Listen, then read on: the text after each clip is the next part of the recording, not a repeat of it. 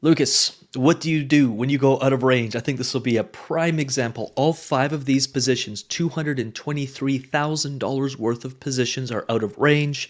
Most are on Aerodrome. I have one Uniswap position, and it's heavily weighted into ETH, and I got some BTC here as well. Today, we're going to be closing down all 5 of these positions. I'm going to be collecting my $5,512 of rewards. That was over like 5 or 6 days there. We had a lot of volume. And I'm going to be taking this $223,874 plus this $5,000, lending it out. Now, I do want you to remember that a well-rounded portfolio, you're going to have bull run holdings. I have well over $1 million now since the last pump. I think it's $1.4 million worth of assets in my bull run bag. That started at $250,000, by the way. It's now like I think it's 1.3-ish. Again, heavily weighted into Bitcoin and most recently ETH. And this is the part most people miss, is I see this as cash flow and asset accumulation. I'm going to repeat that.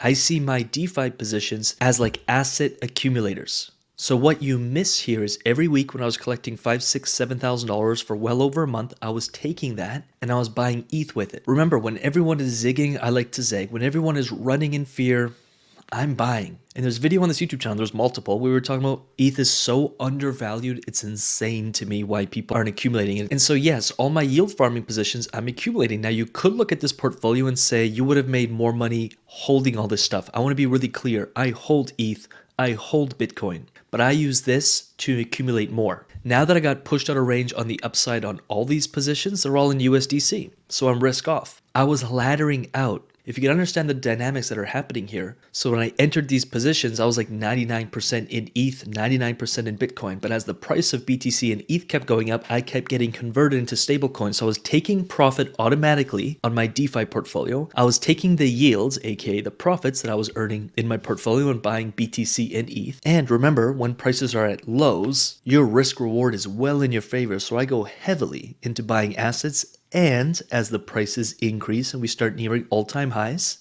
I also take a little risk off the table. When we're at like all-time highs or nearing, or we're in deep, deep greed, it's not unusual for me to be 50, 60, sometimes 70%, have a ton of stable coins, a ton of cash on the sidelines, and be mostly deployed when fear is high. That said, I always keep 20% of cash on the sidelines. So I'm going to flip a wallet to show you a different portfolio here.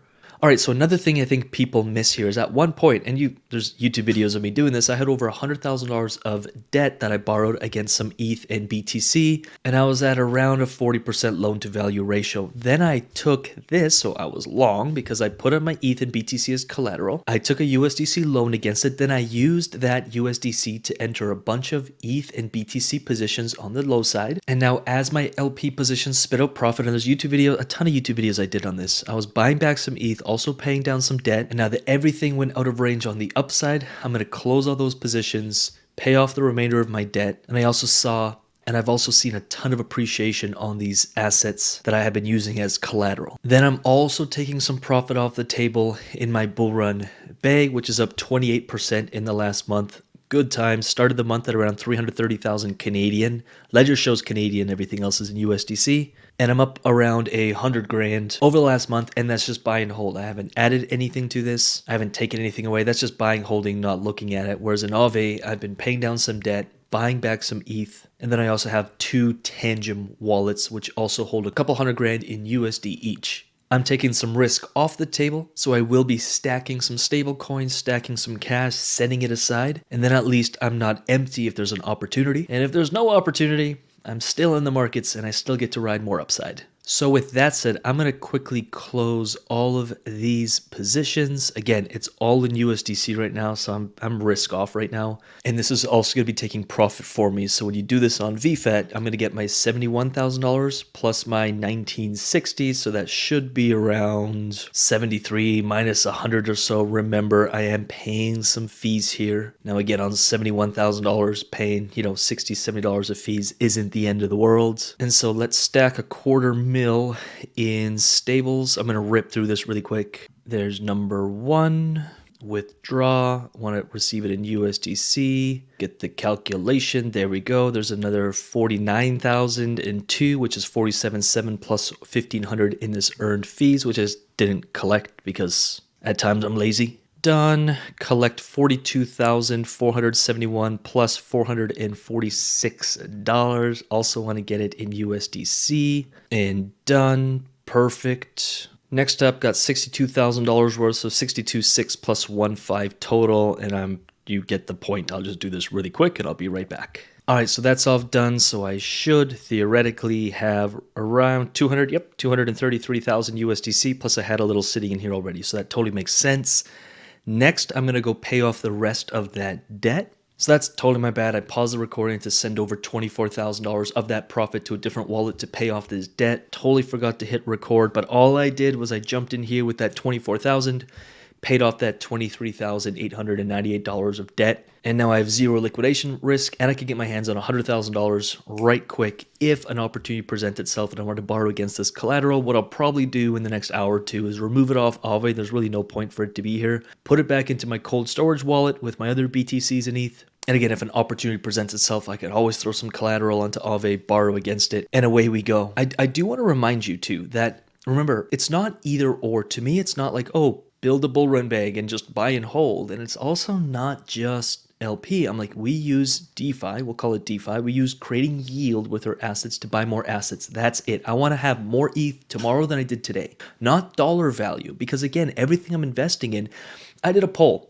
Hundreds of people answered the poll. I asked, will Bitcoin ever be worth $250,000 in your opinion? In 6 months, 6 years, I don't care when. Do you think it'll be a $250,000 asset? It was like a 98% yes. So my question to you is, if you see Bitcoin or whatever asset that you're actually holding, being worth $250,000 in 6 months or 6 years, why are we playing the short game?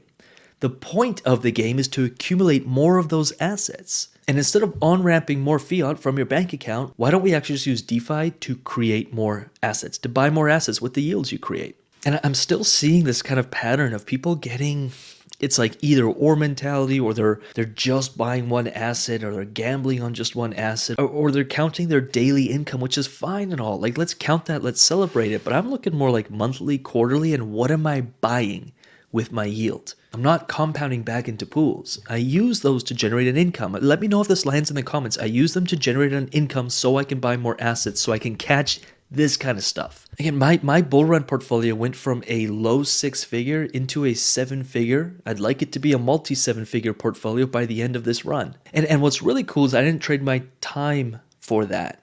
Sure, a little bit, but it's super leveraged. There is no way out of the rat race unless you learn to invest. And I think most people are still gambling. They're not investing. Learn to invest. Grab a free course. Subscribe to this channel. Dig into the content. Reach out. How can we support you? Almost everyone else in this space is still teaching gambling, and they're calling it investing. Play the long game. Accumulate more assets. By the way, meme coins are not assets. Nothing wrong with them. But accumulate things that you're not losing sleep over overnight and making extremely emotional decisions. Again, if Bitcoin went to 40, I'd just buy more of it. I know it's $250,000. In fact, I think it's $1 million asset in the future. When? I can't tell you, but it's inevitable. And of course, I have that conviction, which is why I'm in this game. If you don't, then you might play this game a little differently. But all I'm saying is no more gambling. We're investing. And with that said, I'm gonna get out of here. Thanks for joining me. If there's anything else I can help you with, leave it in the comments. If there's any questions I can answer, leave it in the comments. Like this video, subscribe to this channel. And with that said, we'll see you next. Peace.